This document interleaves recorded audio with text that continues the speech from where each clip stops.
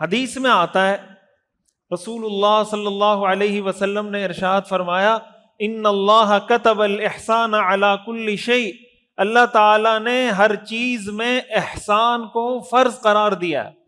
احسان کا مطلب ہوتا ہے عربی میں کوئی بھی کام اچھے طریقے سے کرنا، پروفیشنلزم کے تقاضوں کو سامنے رکھتے ہوئے کرنا، اس میں ایکسل کرنا، ایکسلنس کے لیول پہ جا کے کسی کام کو کرنا، اس کو شریعت میں کہتے ہیں احسان۔ اللہ کے رسول صلی اللہ علیہ وسلم کا فرمان ہے کہ اللہ نے ہر کام میں احسان کو لازم قرار دیا ہے۔ اور آگے آپ نے مثال دی، مثال آپ نے نماز روزے کی نہیں دی۔ نماز روزہ تو ہر مسلمان جانتا ہے کہ نماز روزہ اچھے طریقے سے کرنا چاہیے۔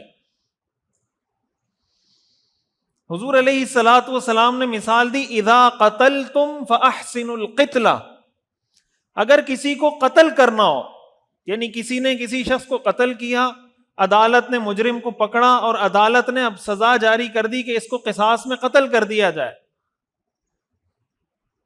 یا جنگ ہو رہی ہے، کافروں کے ساتھ جنگ ہو رہی ہے اور جہاد ہو رہا ہے، اور اس جہاد میں کسی کافر کو قتل کیا جا رہا ہے، حضور نے فرمایا اگر کسی کو قتل بھی کرنا ہو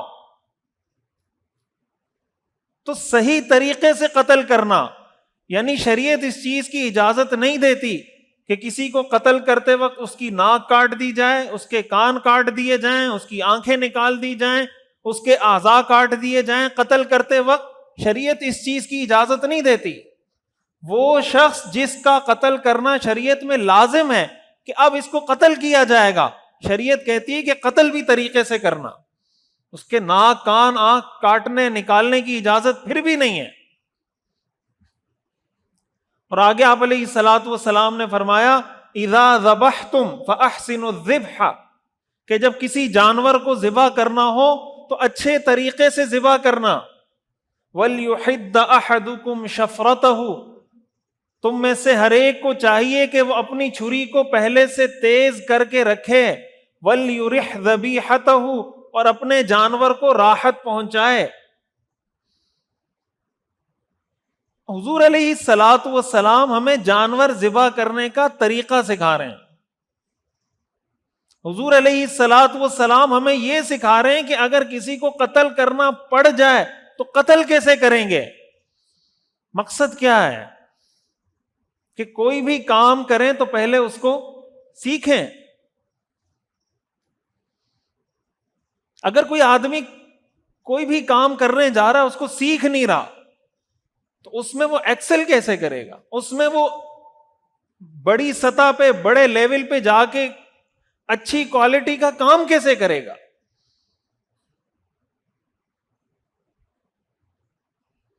اور یہی بہت بڑی وجہ ہے، دین کا کام ہو یا دنیا کا کام ہو،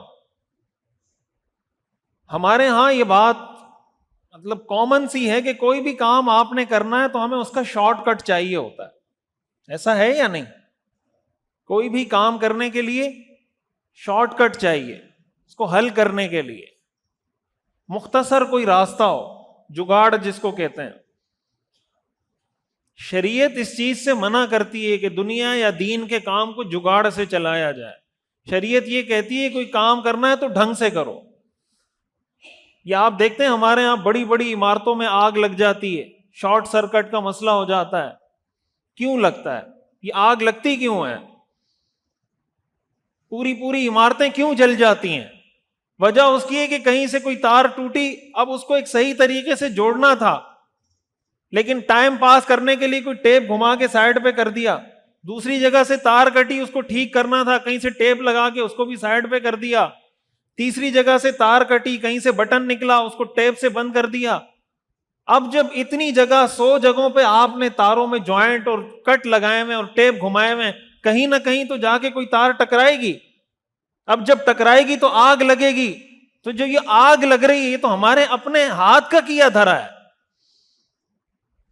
اگر کسی ایک جگہ وائر میں کٹ لگا تھا تو اس کو صحیح طریقے سے جیسے جوڑنا چاہیے تھا ویسے جوڑ دیتے، اور اس کو دنیا داری نہیں دین کا کام سمجھ کے جوڑتے ہیں. کیوں؟ اس لیے کہ اللہ کے رسول نے فرمایا کہ ہر کام میں احسان لازم ہے. اگر آپ بجلی کی وائرنگ کر رہے ہیں تو بجلی کی وائرنگ بھی صحیح طریقے سے کرنا یہ شریعت کا حکم ہے. کیا ہم اس کو دین سمجھتے ہیں؟ اگر آپ کسی کو کہیں کہ بجلی کی وائرنگ کرنا بھی دین ہے تو اس کا تو دماغ میں وہ میسج وہ بلنک کرنے لگے گا نا کہ یہ کیا بات میں نے سن لی، وائرنگ کا دین سے کیا تعلق ہے؟ اگر آپ گاڑی کے مکینک ہیں، گاڑی ٹھیک کر رہے ہیں تو گاڑی کو صحیح طریقے سے ٹھیک کرنے کا فن سیکھنا یہ بھی دین ہے. اب کتنی دفعہ ایسا ہوتا ہے کہ آپ کی کسی واشنگ مشین میں مسئلہ آیا، فریج میں مسئلہ آیا، گاڑی میں مسئلہ آیا، ایک مکینک کے پاس لے جائیں گے، وہ کچھ ہاتھ اس میں مارے گا، ٹھیک نہیں ہوگا، آپ سے پیسے لے لے گا. پھر دوسرے کو دکھائیں، وہ پیسے لے لے گا، چیز ٹھیک نہیں ہوگی. پھر تیسرے کو دکھائیں، چیز ٹھیک نہیں ہوگی. ہر آدمی کچھ نہ کچھ کرتا رہے گا لیکن چیز ٹھیک ہو کے نہیں دے گی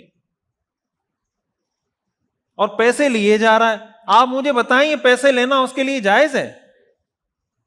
جس آدمی کو پتہ ہی نہیں کہ اس مشین میں فالٹ کیا ہے اور اس نے آپ کو کہا کہ ٹھیک ہے گاڑی کھڑی کریں اور تھوڑا سا پیچکس گھمایا، پانا وانا گھمایا اور آپ کو کہا 2000 روپے دے دیں، پتہ نہیں ہے اس کو مسئلہ پرابلم کیا تھا اس میں، اور آپ نے 2000 روپے دے دیے. یہ 2000 روپے اس کے لیے حلال ہیں.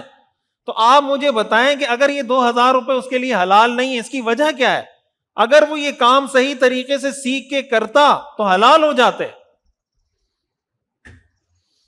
قرآن کریم میں اللہ تعالیٰ کا ارشاد ہے قُلْ هَلْ يَسْتَوِي الَّذِينَ يَعْلَمُونَ وَالَّذِينَ لَا يَعْلَمُونَ، اے پیغمبر آپ کہہ دیجئے کیا وہ لوگ جو علم رکھتے ہیں اور وہ لوگ جو علم نہیں رکھتے، کیا یہ دونوں برابر ہو سکتے ہیں؟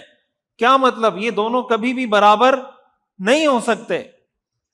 انما یتذکر اولو الالباب، اللہ تعالیٰ فرماتے ہیں نصیحت تو عقل والے ہی حاصل کرتے ہیں.